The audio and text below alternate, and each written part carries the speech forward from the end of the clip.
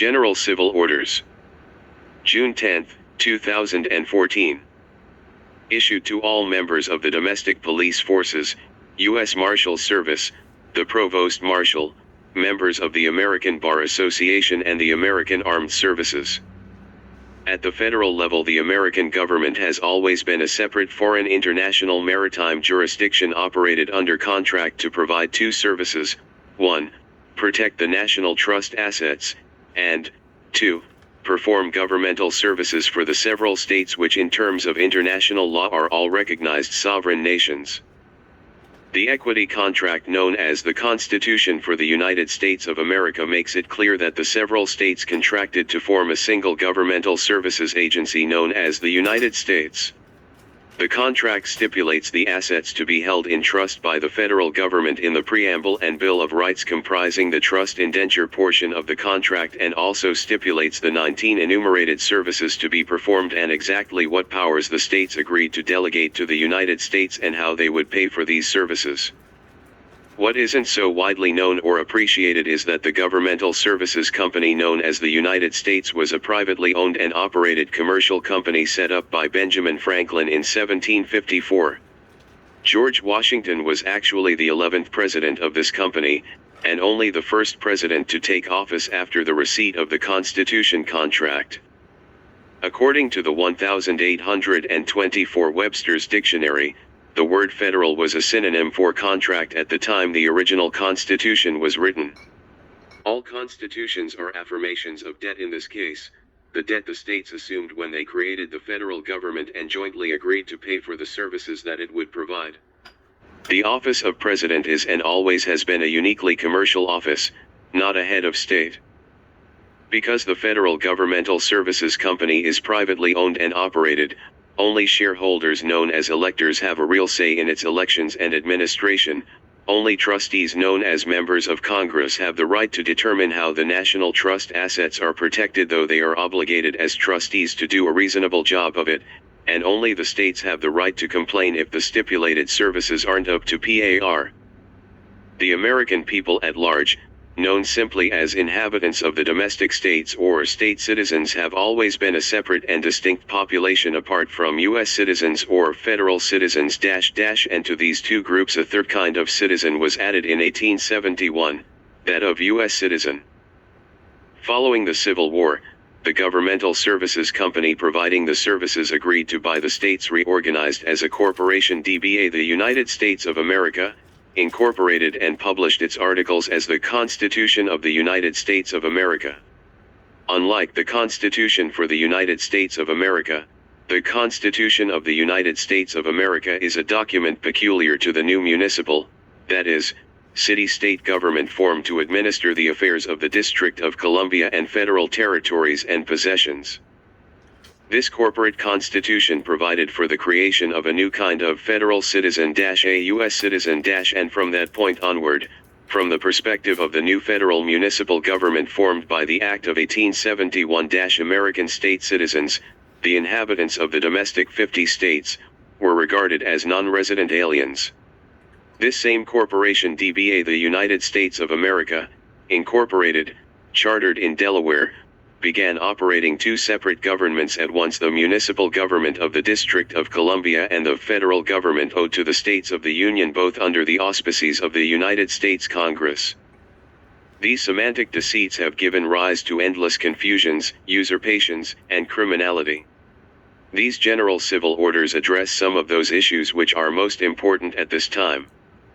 The Congress ceased operating as it was required by contract to operate in 1860.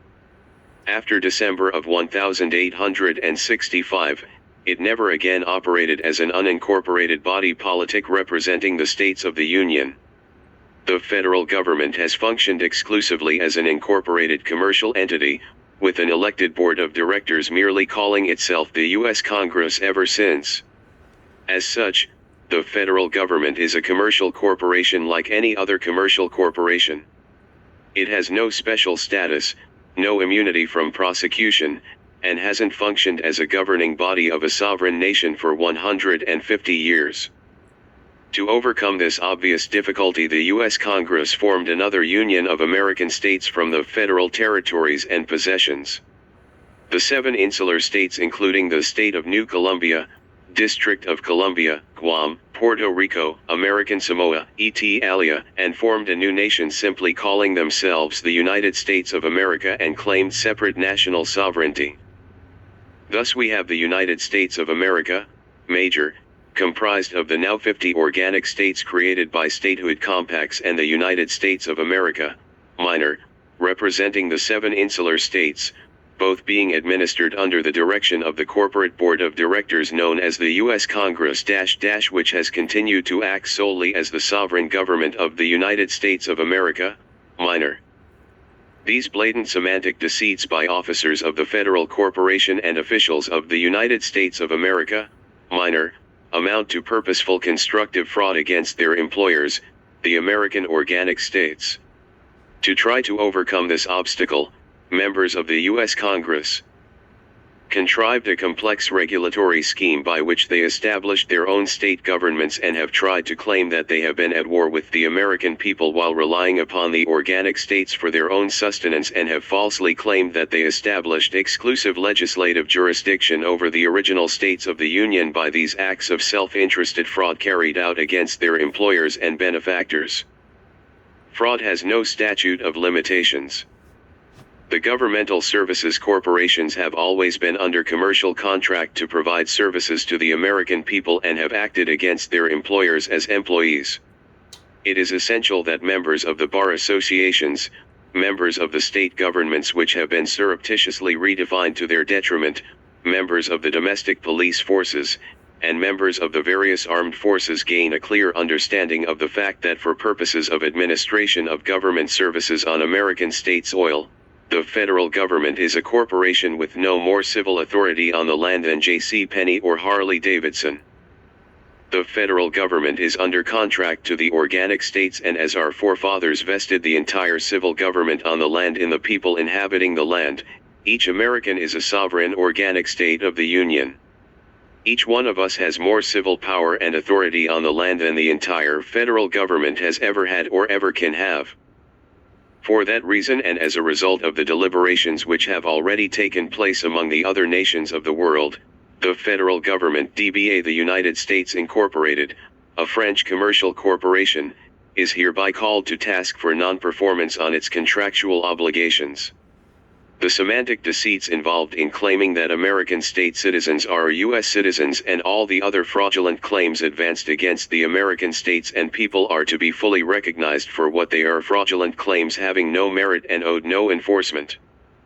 Other corporate entities, notably the Federal Reserve and International Monetary Fund, which are responsible for creating and promoting this fraud, are to be recognized and dealt with appropriately as international dealers in fraud and usury. American Negroes have in the past been considered U.S. citizens because that is the only citizenship they were ever granted after the Civil War, a grave error of justice that resulted in them only having civil rights, which are privileges granted by the U.S. Congress instead of the natural and unalienable rights they are naturally heir to. They were also claimed as chattel backing the debts of the United States of America, Incorporated, despite both national and international prohibitions abolishing slavery and peonage. A prompt correction is available from the organic states, and by proclamation of these organic states, they are granted full and immediately recognizable status as American nationals, owed all the natural and unalienable rights of any other organic state citizen, no matter which geographically defined state they may inhabit on the land.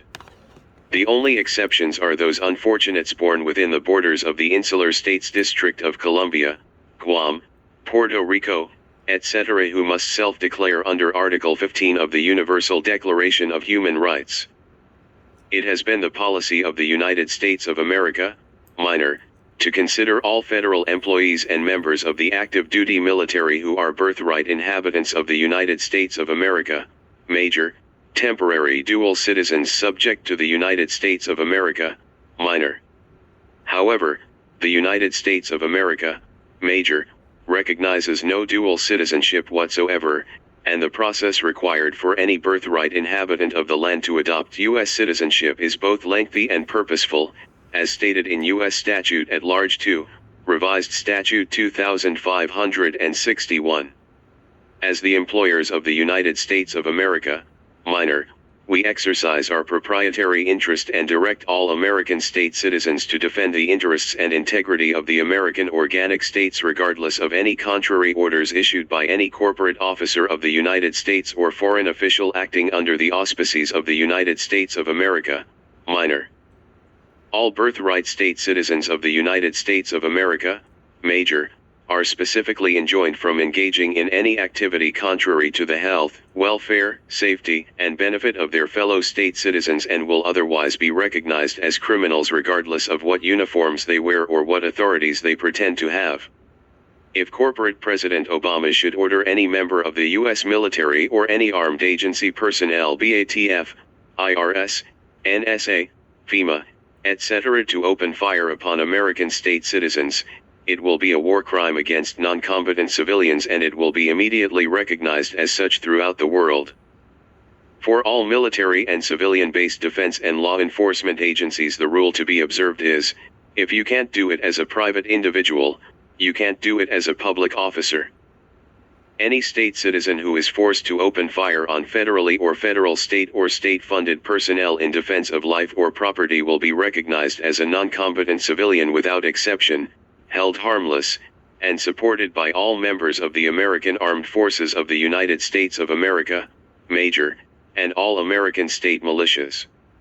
Any state citizen so imposed upon by those in his or her employment or hired by those in his or her employment in any capacity whatsoever including elected officials, will be entitled to full reparations in the amount of $5 million USD or the equivalent at the time of the damage incurred for every death, $2,500,000 USD or the equivalent at the time of the damage for every permanent disability. They shall also be owed full reparations for all property damage incurred and up to 80 times compensatory damages at the discretion of a jury of their peers. The individual states of the Union formed by statehood compact retain the full and unencumbered claim upon their birthright inhabitants. These states are defined geographically. They are not incorporated entities, and they are not represented by any incorporated state of or state of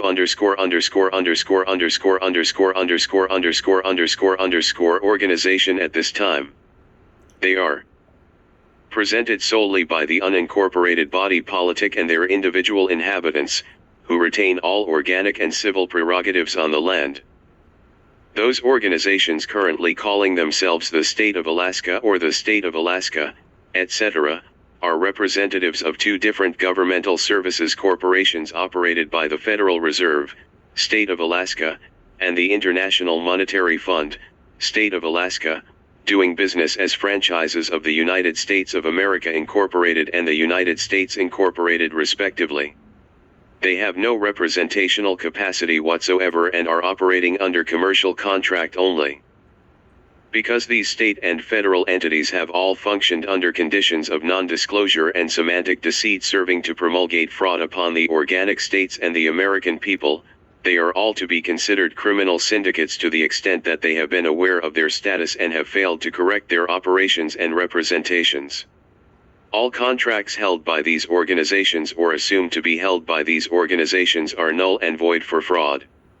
These contracts include but are not limited to contracts for sale, for labor, for trade, citizenship contracts, powers of attorney, licenses, mortgages, registrations, and application agreements of all kinds.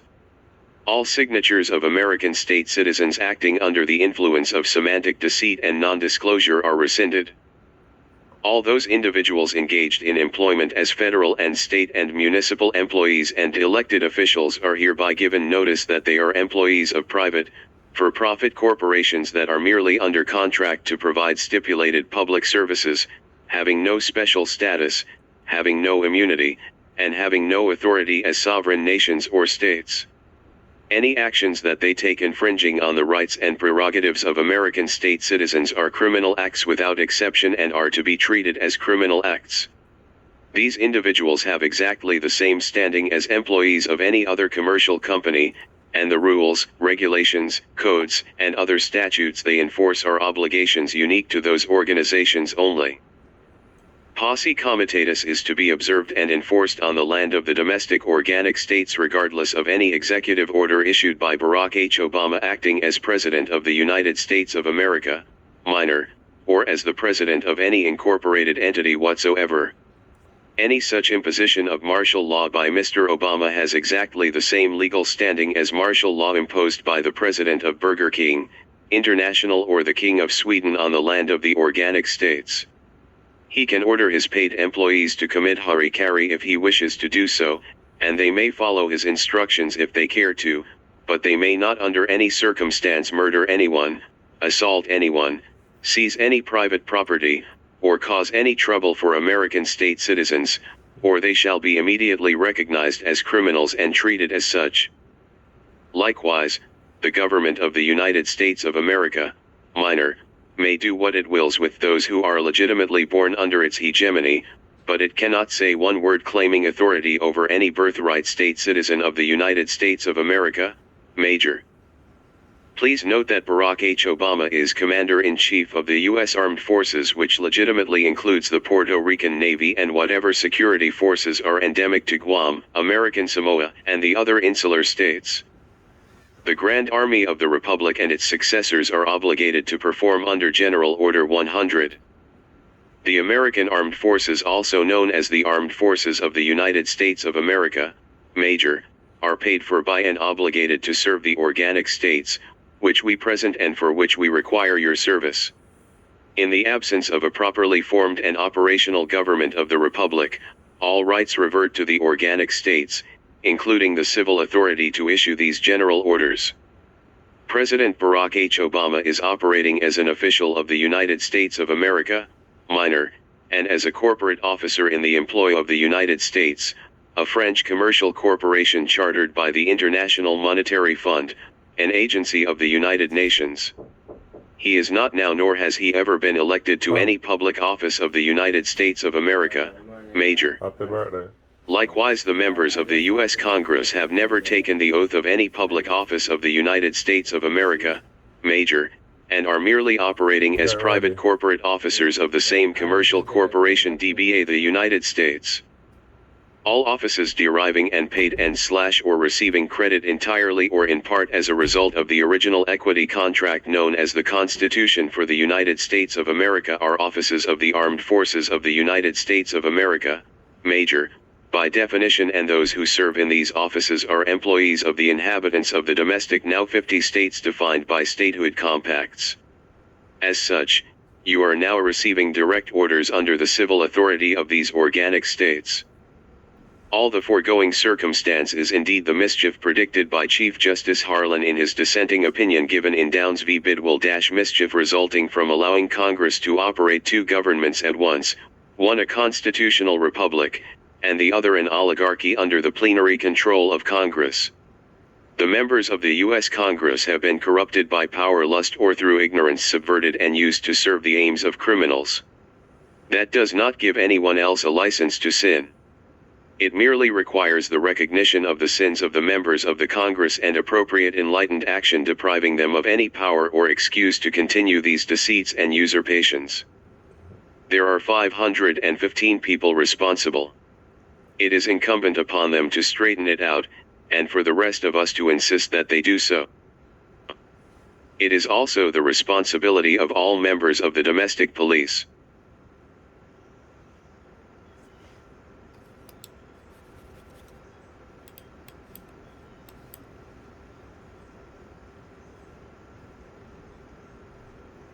General Civil Orders. General Civil Orders.